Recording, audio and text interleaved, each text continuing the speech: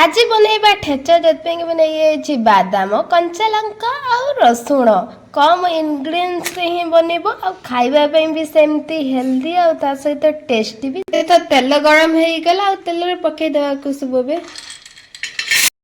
एबे पके देबा एथिरे जीरा पके भलो टिके भाजी आगो एबे तो भाजी गलानी आगो टिके भलो भाजी जेमती पूरा टेस्ट टा भलो लागिबो आकु सब सेम क्वांटिटी रे नेबे आकु ना रसुण अधिका नेबे ना कंचा अधिका सब सेम भाव रे नेबे नहले एमिति अधिका कम नेले जेमति राग ही जातुओ कि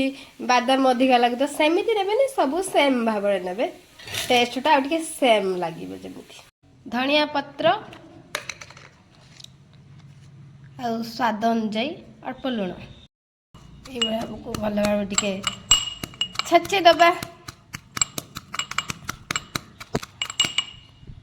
आपण मानक पाखरे जदि टाइम नहीं कम टाइम मध्य बनैबा को किछि खाइबा को चाहुथिले एमती ठेचा बनैके खांतु याकु आपण माने रोटी परोटा भात सहित भी खाई परिबे एटा तो बहुत टेस्टी खाइबा पई और आपण माने केबे एमती ठेचा बनै खाइचो नै मते कमेंट रे कहिबे।